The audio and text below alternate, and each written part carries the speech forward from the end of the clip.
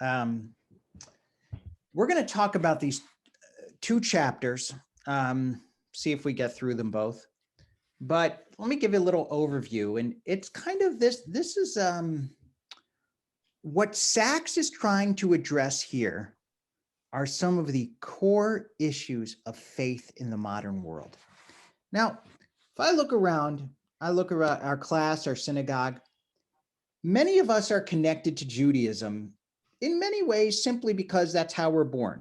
You know, there's an element of ethnicity, of culture. This is who we are. And that's part of the power of Judaism is that it keeps us connected. But there's also a question of faith. And what do we believe?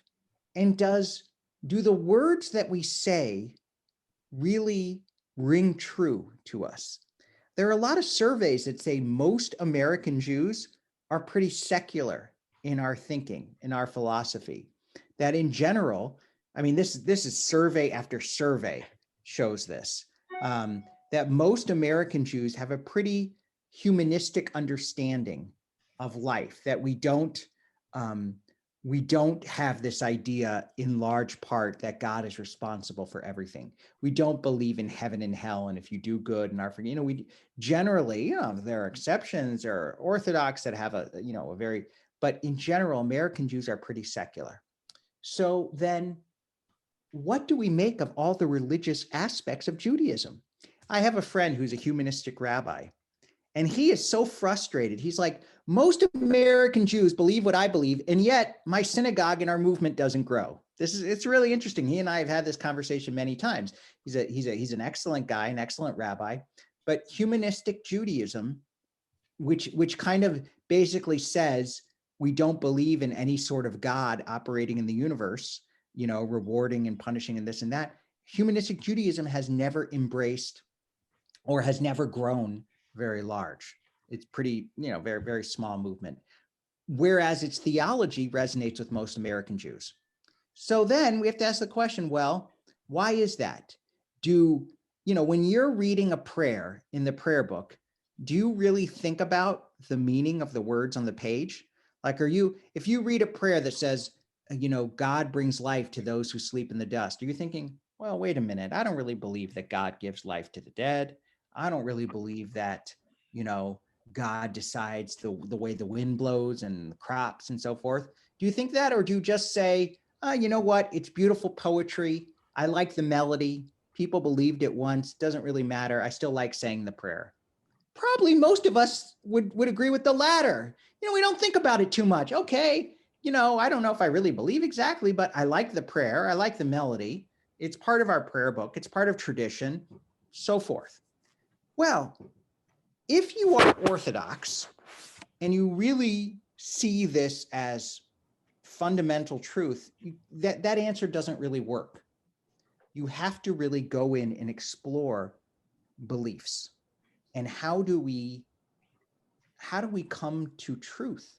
How do we get an idea of the universe? How does a person of faith live authentically in a world where it seems that we know more and more about how the universe operates based on science? And this is why Darwin posed such a huge challenge to traditional religions. In that he said, you know what? This whole idea of a creator God, of a God that created the universe, none of that's true. The universe emerged naturally. It had, there was no plan. It was through random mutations that we came here, and we're not all that different than the ape. We're just a more advanced version. And so if you're a person who believed that every human being was created by God in the image of God, that's very hard to accept. And so Jonathan Sachs now is trying to understand, as a Orthodox rabbi in a Judaism there is a strand of Christianity. See, Christianity, at least classical Christianity, has the option of saying, I don't really care what the science says. This is what I believe, and that's what I'm going to stick to it. So that's fundamentalist Christianity. And there is precedent in history for fundamentalist Christianity, there's a famous philosopher, there's a famous Christian theologian named Tertullian, and he said, I believe because it is absurd. That in fact, something that makes no sense, that's what evokes the greatest belief. So that's an option in Christianity. You can say, you know what? I don't really care what the science says. This is what I believe. In Judaism, we don't have that religious option. There was no rabbi who said, you should believe something even if it's absurd. The rabbis never said that. They said, ultimately, the world has to make sense and God's word has to make sense. And if it doesn't make sense, it's just because we haven't looked at it in the right way. We haven't figured it out yet. And so that's what Sacks is really trying to do in this chapter. He's saying, okay, Darwin makes this case, and it makes a lot of sense. So how do we reconcile this evolutionary point of view with traditional Judaism? And that's what he tries to do in this chapter. And he does it pretty well, I think. I mean, clearly he understands what's going on, which is important. You know, I sometimes like to watch these debates on television. Now I watch them on YouTube. And so Christopher Hitchens, I'm sure many of you have heard of Christopher Hitchens. He was sort of a great kind of philosopher and debunker of ideas. And he wrote a book called God is Not Great, in which he sort of demolishes all the ideas about religion. And there's another guy named Sam Harris who wrote a similar book called The End of Faith. And so I watched debates with like Christopher Hitchens will debate Rabbi David Wolpe, or he'll debate Shmuley Boteach, who's an Orthodox rabbi. And I'm sorry to say, because I support the rabbis being a rabbi, but these Hitchens and Harris just demolished them. I mean, just as people who understand knowledge and can make arguments, they made the better arguments. And I did debate in high school, so I understand what makes for a winner in a debate and what doesn't. And they were pretty clear winners were the atheists. Now, I never saw Jonathan Sacks never seemed to. The thing about Jonathan Sacks is you can tell by reading this that he really understood the science. He's not somebody who's just simplifying. He understands what the scientists are saying, and he understands what Judaism is saying, and he's looking closely at the two. So let's see what he has to say. But before that, any questions? I've kind of given a pretty complex overview here. Okay, so here we go. Now, he says, I'm going to start here. What pages? Okay, yeah, page 212, where this is sort of the beginning of the scientific resolution, where they are kind of saying that life emerged. There was no act of creation. God didn't say, let there be light, and there was light. God didn't say, let us make man in our image. Simply, human beings emerged. And this is that great quote about the meaning of evolution. Man is the result of a purposeless and natural process that did not have him in mind. Okay, pretty bold statement. And Sacks says, okay, let's say we can accept that idea. He would say then, he does say, that doesn't really matter. Science doesn't have to have a purpose. Religion has a purpose. Science doesn't have a purpose. So if man emerges and that wasn't part of the purpose, that doesn't really matter. That doesn't undermine the case for religion, because science isn't meant to have a purpose. You know, when you when you're choosing a car to buy, you know, the purpose of the car maker doesn't really matter. What matters to you are the results. What does this car have? The gas mileage I want? Does it have the color I want? Does it have the engine, the components, the horsepower, all that? That's what matters. Whether the car maker was creating a purpose to satisfy what you want, that doesn't matter. You can look at it scientifically. You look at the details. So then Sachs makes this argument that even if evolution didn't have a purpose, we can then look at evolution and see a purpose, because purpose is in the eye of the beholder. This is that sentence he says on page 213. Meaning or meaninglessness is in the eye of the beholder. And this is great. So if you like art and you like music, you'll appreciate this example. To give two obvious examples, the first Impressionist exhibit in 1874, including works by Monet and Cezanne, created outrage among many traditionalists. This was not art as they knew it. So did the first performance of Stravinsky's Rite of Spring, which led to a riot. This was not music or dance as it had been before, but there was nothing chaotic or meaningless about either the paintings or the rhythms. They were precisely planned to achieve specific ends. It simply took time before people learned to see and hear in new ways. And then he goes on, so it is with Darwinism at many levels. At first, it seemed to render life meaningless. This was not creation, design, or for that matter, Homo sapiens as people had been accustomed to thinking about them. It was shocking, unsettling, paradigm shifting. To some, it still is. But it may just be that we have to think about creation, design, and the emergence of order in new ways, not that they no longer exist. Aha. Isn't that great? So he's essentially saying, we once would have thought that a seemingly random creation of human beings was that undermined the idea that there is an order. But maybe we're just looking at it the wrong way, that there is an order. It's just we haven't seen it yet. And this is, that's, sometimes we don't see the order in the chaos, right? I mean, again, to go back to art examples, you look at certain paintings like Jackson Pollock or Rothko or something like that, and you say, oh, it's just some pretty colors or neat shapes. Well, maybe there is some order behind it. We just don't see it.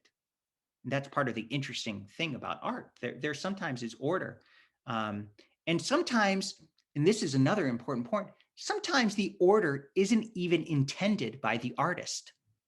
Think about that. The whole system of capitalism, which Sachs talks about later in the chapter, the whole idea of capitalism is that by pursuing my own self-interest, the betterment of humanity is the result. I am simply doing one little thing. I don't have the entire system in mind, but there is a larger purpose to the system, even if there isn't a larger purpose to my action. So there can be, so in terms of evolution, there may be a purpose to some genetic mutation, even though at the time of the mutation, there is no seeming purpose to it. Okay, so this is complicated stuff, but I'm trying to kind of at least give it some structure. So Sachs is saying there is a purpose to evolution that we don't actually see and understand fully. Okay, so he goes on, and let's see. Okay. This is a great quote by Einstein. For science can only ascertain what is, but not what should be. And outside of its domain, value judgments of all kind remain necessary. Representatives of science have often made an attempt to arrive at fundamental judgments with respect to values and ends on the basis of scientific method, and in this way have set themselves in opposition to religion. These conflicts have all sprung from fatal errors. So he's essentially saying science, the role of science is not to provide a value judgment. It's not to say whether there was a purpose or not. That's our job. We're supposed to look at the science and see if there's purpose and order.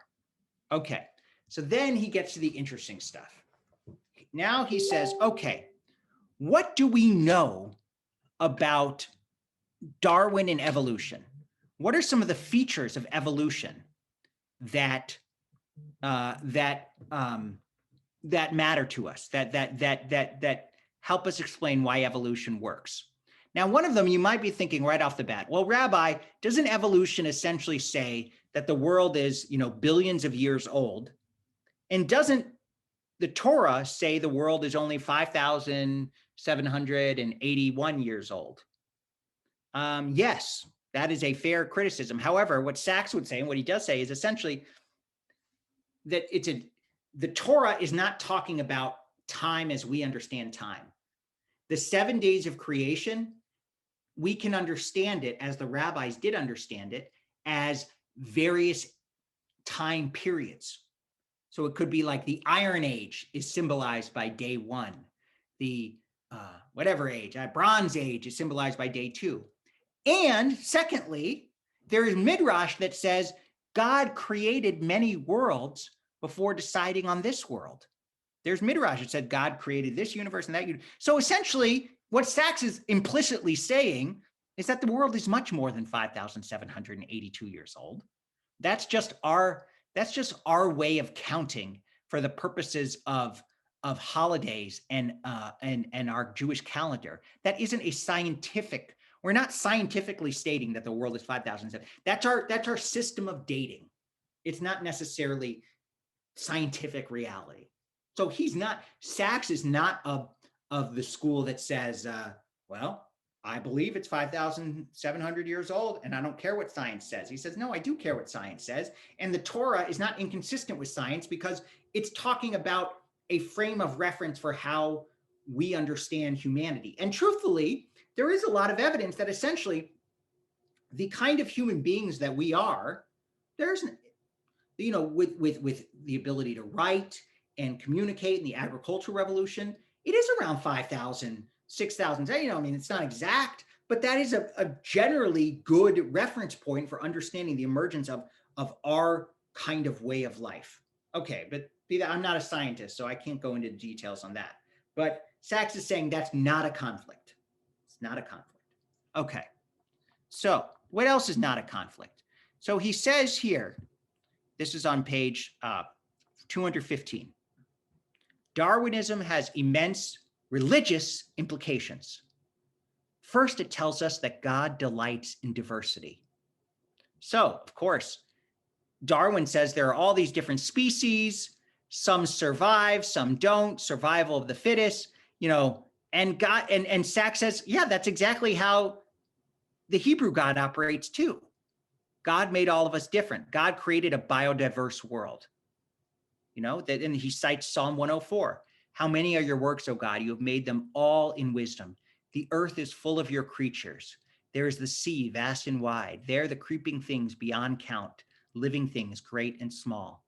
So essentially, Sacks is saying, yeah, we believe in a biodiverse planet.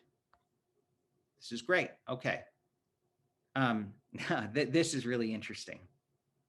Second, and this is Darwin's wondrous discovery, the Creator made creation creative. See if you can say that 3 times. The Creator made creation creative. So essentially what Sacks is doing here is saying, the way evolution works is, there's apes and there's, different animals, and one of them has some sort of mutation, and that mutation becomes a source of creative change. And then others are, that mutation survives, leading to the predominance of other animals with that mutation, and there's a kind of creative growth. Life reproduces itself. He introduced into the very mechanism by which life reproduces itself, the genome, the tiny possibility of copying errors that results in variety and new biological possibility. The God who chose to create our universe is one who delights in creativity. A universe in which life evolves is more creative than one in which life forms never change. So Sacks is saying the Jewish idea of creation is not simply that God created all the animals of the world and then stopped. No, God created creatures that could then create more creatures. That makes sense?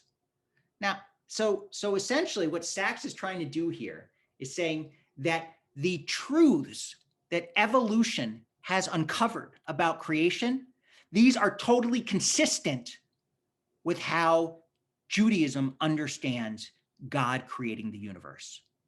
That it's much more complicated than simply saying God created all the animals and then stopped. No. God started a system that continues to this day. Okay, I've been doing a lot of talking and this is complicated stuff. I don't want to go too quickly. Any questions or concerns or clarifications that I should make? Please just unmute yourself or raise your hand, whatever. Rabbi, not really a question. The comment that I wrote in the margin when I was reading this was that it seems like Sachs is arguing that God created evolution. I don't know if it's going too far, but I think that is a one way of putting it. That essentially, what Sachs is saying is that if God wanted to create a universe that was the most creative and the most diverse and the most amenable to a kind of free will, then God would have created evolution exactly as it is. That the system that is in place in the universe is one that fits all the criteria of how God could create while preserving human freedom and having a diverse world. I think that's exactly right. That God essentially creates evolution. That might be a little bit, it's not like God actually left open the possibility of how things would evolve. And that's where this idea of convergence comes in. So Stephen Jay Gould said that essentially the creation of human beings is kind of an accident. Evolution could have ended up somewhere else. It could have not resulted in the creation of Homo sapiens.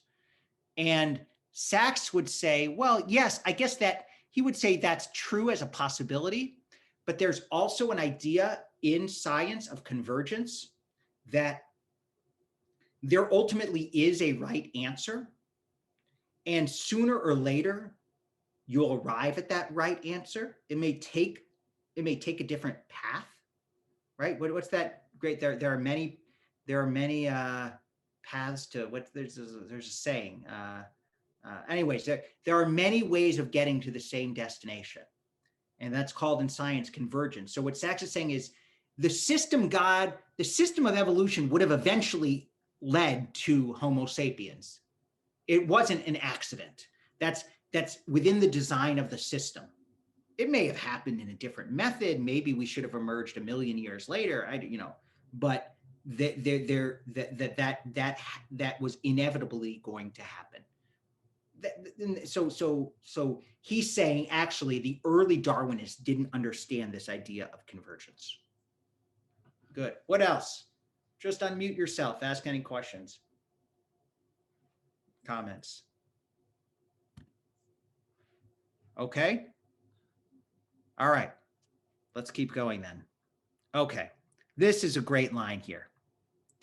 God is a gardener. This is on page 216. God is a gardener, not a mechanic, one who plants systems that grow. The constantly evolving, ever-changing nature of life revealed by biology after Darwin fits the theological vision far more than did the controlled, predictable, mechanical universe of 18th century science. Okay, so what he's saying here is that you've probably heard there's an old joke, or there was an old story about finding a watch.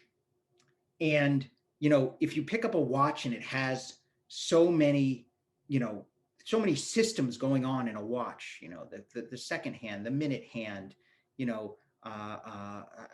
sensing, the watch is complicated. And so if a watch has a creator, so much the universe, which is so much more complicated, has to have a creator.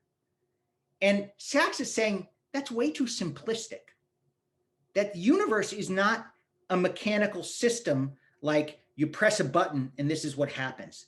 The universe is interdependent. There's this system and it's all connected. And there are mutations in that system and there are changes. It's still a system, but it's much more complicated than a simply push button. God pushes the button and human beings and animals and plants come out. That's never how Judaism understood the creation of the universe. And in fact, he was saying that that's a caricature for scientists to caricature religious people as saying, oh, you believe God must have just created the world, by pushing a button, and God says, let there be light, and there's light, and God just flicks on a switch and then the universe lights up. Sachs is saying that was never what religious people believed, or at least Jewish religious people. We always believed it's much more complicated than that. I think he's right on that. It's, Judaism is not a simplistic religion in that regard. Okay. And then this is interesting. He talks about the genome and mutations. This is a very complicated idea, and I'm not sure I really quite understand it, but it's really interesting. So this is on page 218. Fourth, science and Genesis have now converged in an utterly unexpected way on the same metaphor. Life is linguistic. And God said, let there be, and there was. The Jewish mystics held that all of life was the result of different permutations of the letters of God's name. So this is a mystical belief that all of creation, that words create, and all of the creative energy in the universe comes from different ways of spelling God's name. To be sure, this is mere metaphor. It is poetry, not science.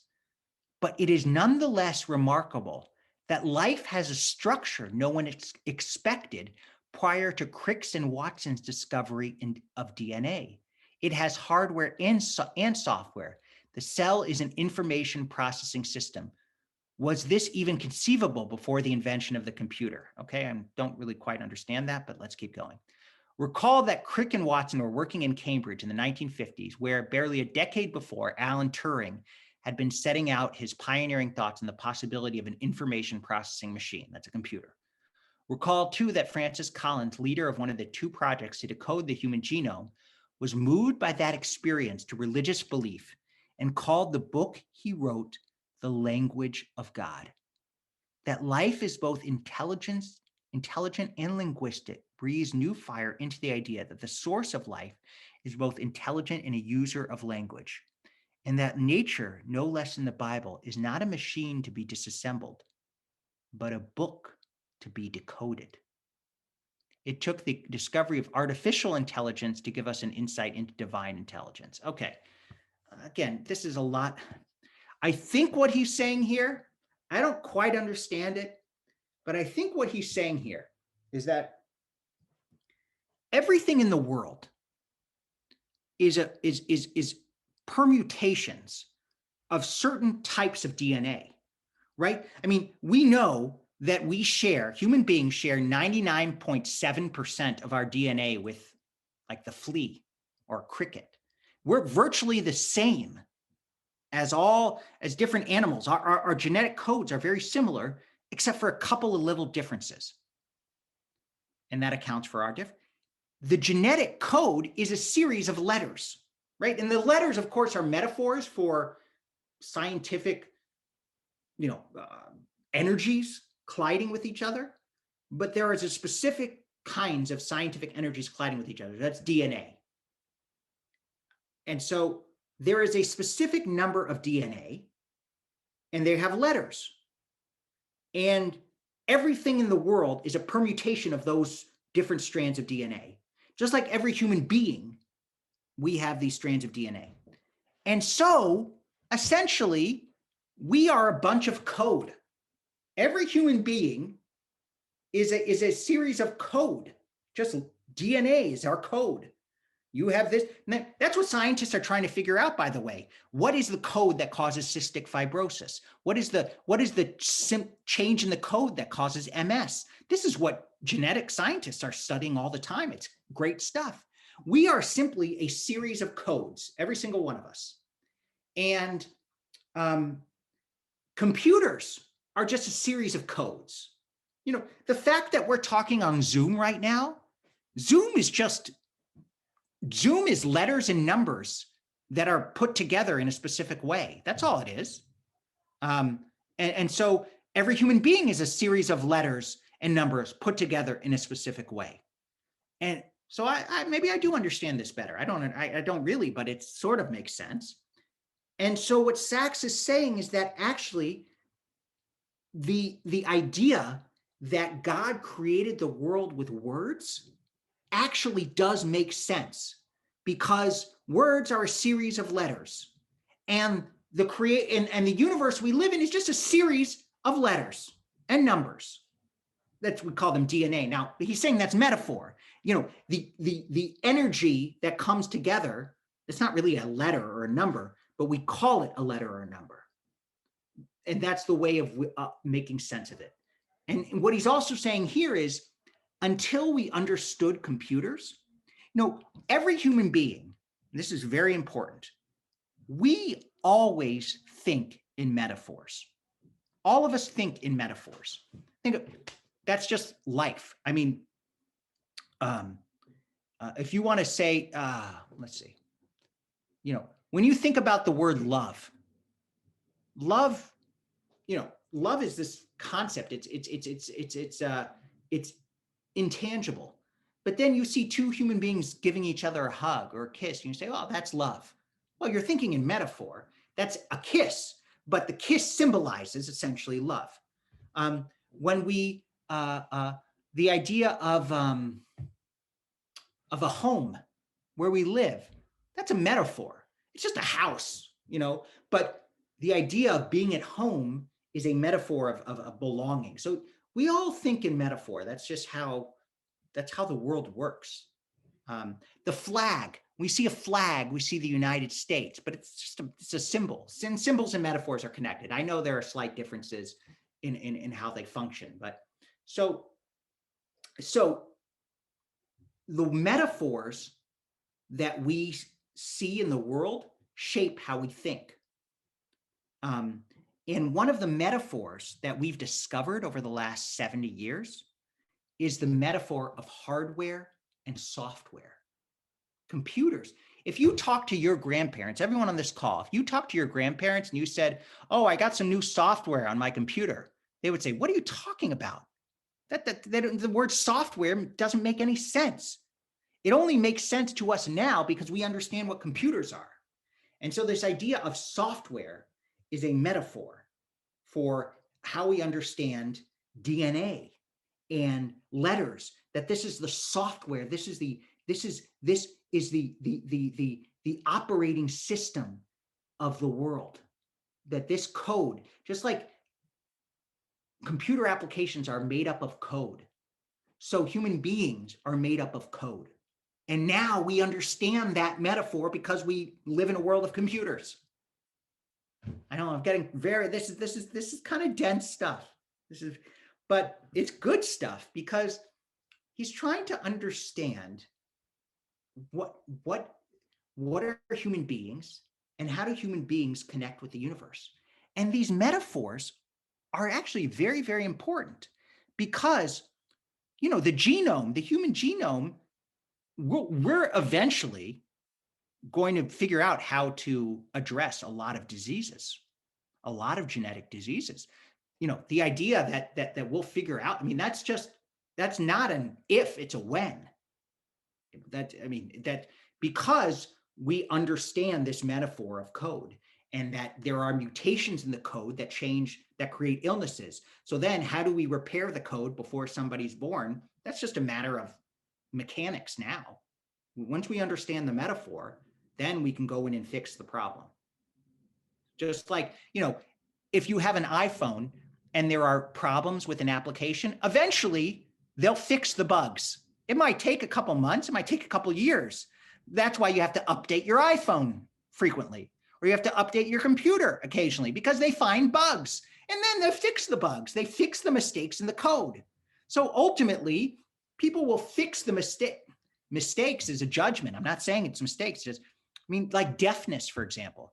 Ultimately, I bet you eventually people won't be born deaf. That there will be something that you fix that code in human beings before. Now, whether that is a morally right thing to do or not, that's a whole separate question. That is a tremendously complex moral question. But the fact of the technology, that's there already. And it all comes from that metaphor. There's a new book about this, by the way, by Walter Isaacson. He just did a biography of the female scientist who discovered CRISPR. CRISPR essentially is part of the code of genetic illnesses. And this scientist has been sort of one of the leaders in figuring out how you manipulate that code, for better or for worse. And it's happening. Okay, questions about this? This is some really complicated stuff. Any questions or comments, clarifications? Okay, now then we'll get to, this is on page 219. This is a little more simple idea. 50, interconnectedness of all life. Okay, we know all this, that essentially evolution sees the world as interconnected. We're just another mammal. We are part of the natural world. We don't stand above the natural world. We're part of the natural world. And Sachs is saying, yeah, the Torah says that too. All flesh is grass. That we are part of creation. That Judaism never said we are above creation. We are within the natural world. Okay, now he goes on, and he kind of says essentially that Judaism has always been open to science. There's a famous midrash that one of the great rabbis was at one of the Roman bathhouses, and he saw one of his disciples when he was leaving, and the disciple said, "Master, how could you? The Romans, they're pagans. They don't believe in our God, and you're going to a Roman bathhouse?" And the rabbi said, "Look, the Romans understand hygiene better than we have. They know that it's good to wash yourself. So I will learn from the Romans about hygiene and taking a bath." And that's sort of a metaphor. That's a lesson about how you can learn from the wider community. Judaism has never been closed off to learning from others. And Sachs kind of reiterates that point. Let's see, what else? Okay, let's keep going here. This whole thing where he talks about the Joseph story, we don't need to go over that. That's a little bit, it's not really that relevant. Okay, and then he talks about the free market, which I already talked about, that a system that we don't have to understand everything that's going on in the system to know that there is a system. Here, this is on page 225. This is a general feature of systems. From ant colonies to cities, individuals come together to form highly structured patterns of behavior without anyone or anything ordering the process. The name given to this process is emergence, and the result, organized complexity. What makes emergence distinctive is that it works through a highly distributed bottom-up intelligence rather than a top-down centrally imposed one. Ant colonies function because individual ants follow simple rules of pattern recognition, tracking the pheromone trails left by fellow ants. The result is a kind of collective intelligence represented by the colony as a whole. That is how natural selection works. Out of a seemingly blind process of life forms, replicating and passing on their genes to the next generation, variants are produced. Yeah, it goes on and on. So essentially, this is that the human beings emerge out of this process that the people who are involved in that process don't really know what's going on. An ant is just following the pheromones of another ant. It doesn't know that it's creating this whole colony. So we human beings, we're simply reproducing and living on for the next generation. We didn't know what was going to happen. Okay, keep going. Okay, he goes on and on. Okay, this is just, he sort of reiterates his points over and over again. Now we'll get to chapter 12. We don't have that much time left, but this is a great opening quote. So now we're on page 233. The Bible is not the best book for putting us at ease with the world. That's a great quote. You know, people say, oh, read the Bible, you'll feel better. Well, that's not always true. There's a lot of pain and loss and tragedy in the Hebrew Bible. And then he includes this great quote from Reinhold Niebuhr: a too confident sense of justice always leads to injustice. Isn't that good? That if a person who is certain, if anybody, now I know people on this call, and all of us have experienced tragedy in one sense or another. You know, for some it's worse than others. That's just the nature of life. We've all experienced loss, all experienced tragedy. If somebody came up to you and said, oh, this happened for your good, would you believe them? Probably not. Actually, you might be really offended and angry, and rightfully so.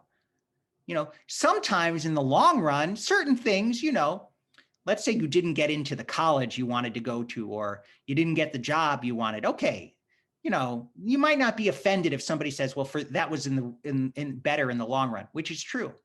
But if you lost a spouse or a child, God forbid, you know, something, if somebody says, well, that's just justice, you know, that's the way God intended it to be, you would think that person is a total idiot and offensive and has a terrible idea of religion. And I think most Jews, and certainly Jonathan Sacks, would agree with you.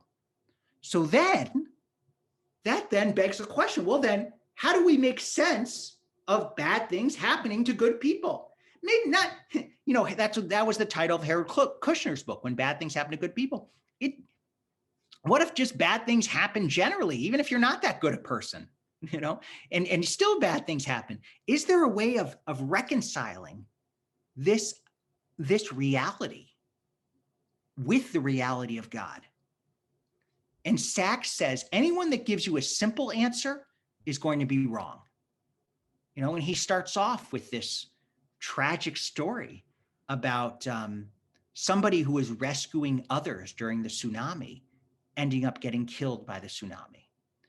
And so Sacks then says, well, I am a deep person of faith. So how do I make sense of this? And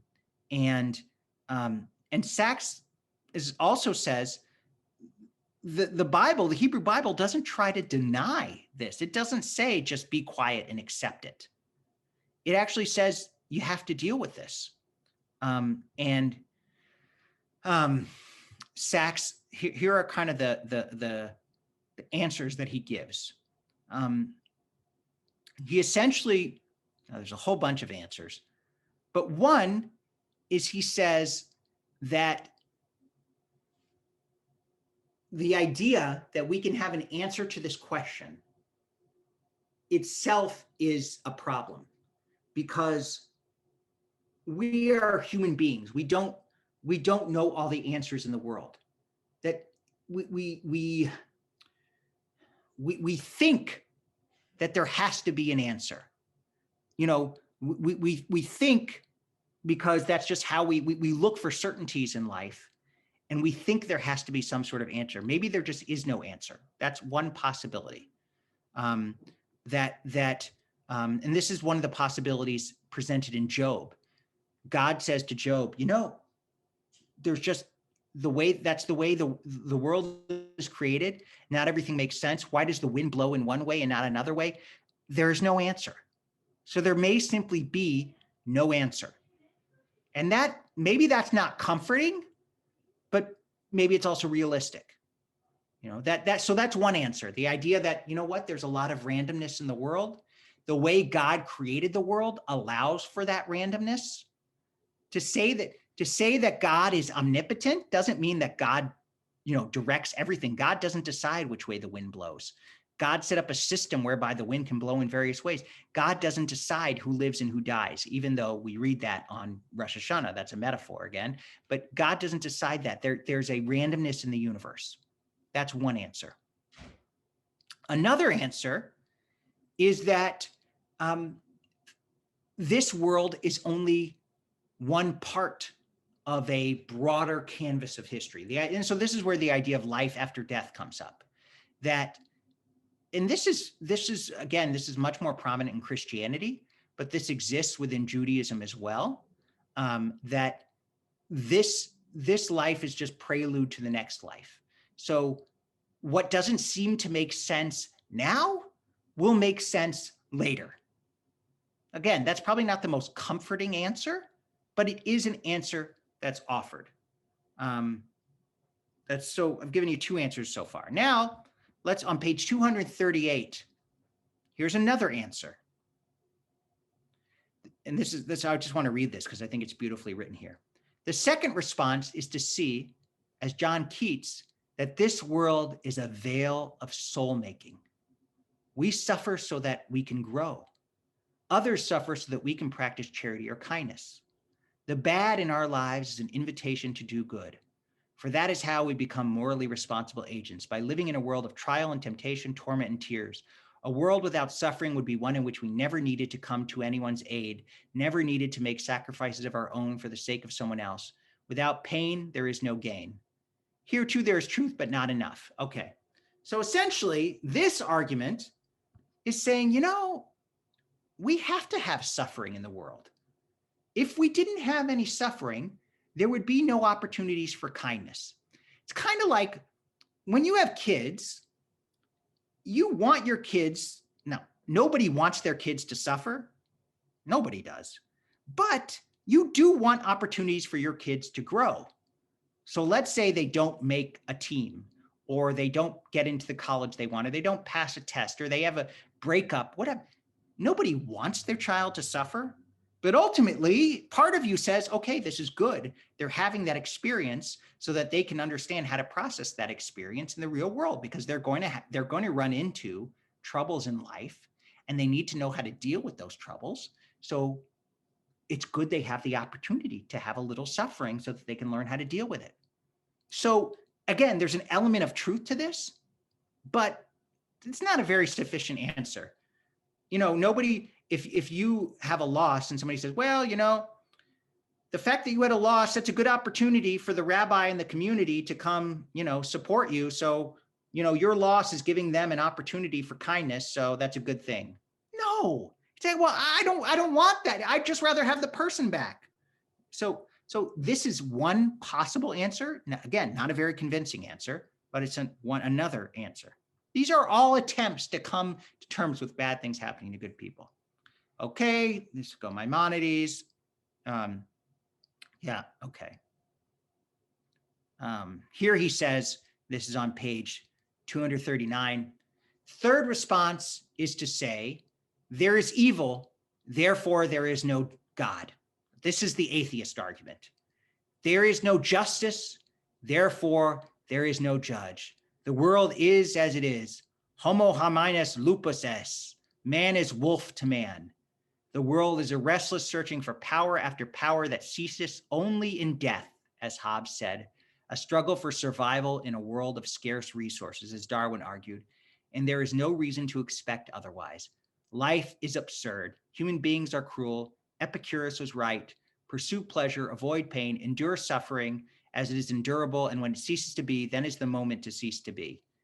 I personally cannot accept such a world, though many can and do. Again, so now Sachs is essentially saying, this is the theology of many people in the world today. A world in which there is no God is one in which there are no limits to hubris, no principled constraints to the will to power.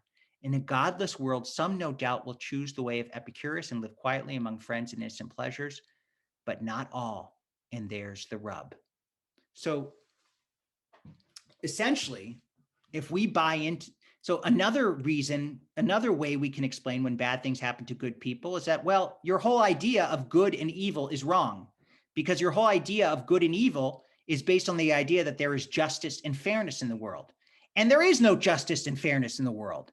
And now he goes on to talk about Nietzsche, and one of Nietzsche's most famous books is Beyond Good and Evil, where he essentially says there is no such thing as good and evil. It's all based up on a myth of God. So essentially, God is a myth.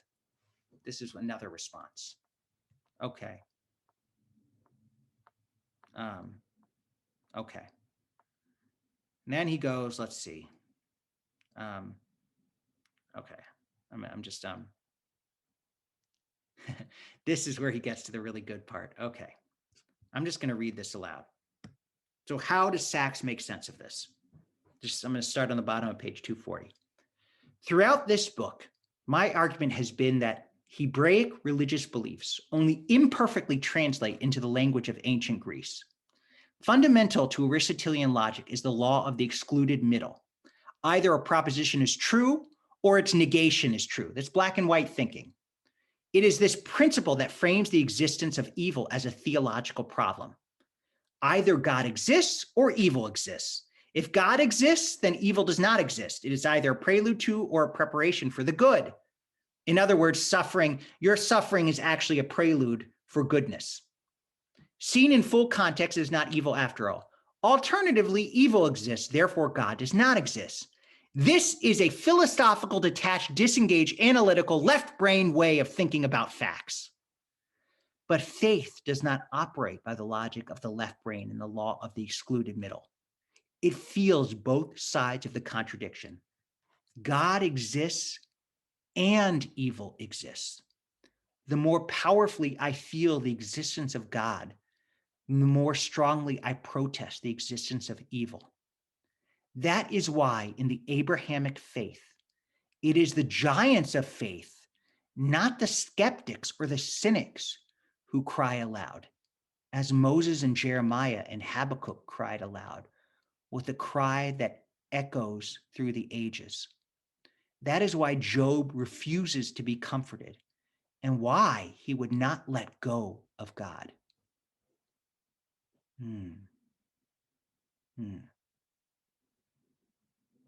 Theodicy, the attempt to vindicate God's justice in a world of evil, is compelling evidence that in the translation of Abrahamic spirituality into the language of Plato and Aristotle, something is lost. What is lost is the cry. So what he's saying here, if I can just try to simplify, is that the existence of evil and of suffering and of pain and of loss and of what we see as unjust is not a question that is answerable by logic. Logic is a Greek left-brained way of thinking that either this is true or it's not true. Either God exists or evil exists. And what Sachs is saying is that the right brain, the way of faith, and he would say the way of the Hebrew Bible, he argues that, the Hebrew Bible is a right brain document. Now, we discussed this whole right brain, left brain thing earlier, that we can live comfortably, we can live with contradictions. That the only response to a contradiction is not denial. It's what he says is the cry, which is the struggle. That the answer to our theological pain is not to give up on God, and it's not to give up on ourselves, but it's just to live with that tension. And that's a beautiful answer. Oh, it may not always be the most satisfying answer, but think about it. If you have a child, let's say, who's got problems, do you just give up on the child? No, you don't. I mean, maybe some do, and I wish the best for them and hope that, but you struggle with it. You know that there's no simple answers. And so Sachs is saying the same thing is true in dealing with loss and tragedy and the existence of pain and evil, that the best answer is an embrace of the reality and the struggle. And that trying to give some logical answer like, oh, he's in a better place, or, oh, there is redemption in suffering. That's all that, none of that matters. None of that's true. What's really true, the only way to respond is to acknowledge the pain and the struggle. And that's, I don't know, what do you think? We're getting towards the end, so I think this is a good place to pause. What do you make of Sacks's answer? And just to get back to, this is a philosophy book, what he's saying is, this is the authentic Jewish way. And part of that authentic Jewish response has been lost because the Western world tends to think in Greek logic, this or that, A or B. And what Sacks is saying is that the cry transcends A and B, A or B. What do you think? Convincing, not convincing, too complicated? You like it? I would just say, to me, the way I read it, it was more than just acceptance. I like on page 240 when he says Abrahamic monotheism is not a religion of acceptance, it is a religion of protest. Yes, yes. So, it's more than just accepting it, it's protesting it. It's acceptance and protest, I guess. That's right. It's acceptance and protest. I guess denial never works. Denial, we all probably know people. I wrote about this in one of my books. It was very sad. A wonderful lady who was a member of this congregation that I was a student rabbi in. She's a wonderful, and her husband died, and essentially for years and years, she had his voice on the answering machine. All the letters, were addressed to Mrs., his name. I mean, essentially, it was a form of denial of the reality that he was gone. And she was in pain. It was deeply sad. I think she's good now, but it was a real sense of denial. So there has to be some element of acceptance, but acceptance is not the end of it. There also has to be acknowledging the pain and trying to make meaning from it, to bring meaning, to help others who are in that pain too. So yes, it's acceptance and protest. The protest is not a form of denial. It's not protesting the reality. It's trying to make the world a better place as a response to that pain. Does that make sense? Again, maybe it doesn't exactly make sense, but it works. There's a pragmatism to it. See, not everything in life makes sense. We all know that. Anyone who's ever, have you ever been in an argument and ultimately you decide to just move past it, even though the other person is not making any sense and the conclusion that you get to doesn't make any sense, but you realize, what? We're not going to arrive at something that does make sense. So it's better to just deal with the situation and move on. I think that's partly what Sacks is saying is how we respond to tragedy. It doesn't always make sense, but it doesn't have to. What has to happen is life needs to go on. Other comments, questions? Yeah, go ahead. Just unmute and talk. Yeah. I think one of the greatest lessons that Rabbi Sacks teaches us is that we have no choice. We have to learn to live with uncertainty. We'll never have certainty in our lives. And if we don't learn to live with it, life could be very, very complicated. It would be hard to face the world each day, not knowing what tomorrow brings. But that's something that you and I and every human being has to face. And it's a very hard thing to deal with, but it's true, it's happening all the time. And so the other thing is that Sacks says that religion is better than no religion, and science is better than no science. Yeah, that's good. Very good. Any other questions, concerns? It's kind of like the idea of without rain, there can be no rainbows. Yeah, that's good. That's good. Yeah, I think that's right. And I also think that Sachs would also then say, but that doesn't mean that the existence of a rainbow justifies the rain. So the existence of kindness does not justify suffering. And we shouldn't try to say that, oh, it was for the better good. It's still suffering, but it is a way of moving on, right? And at least making meaning from it. The rainbow is a way of making meaning from the rain. That's good. Well, thank you, everybody. We covered a lot of interesting ground, and we will again next week. See you soon. Thank you, Rabbi. Thank you, Rabbi.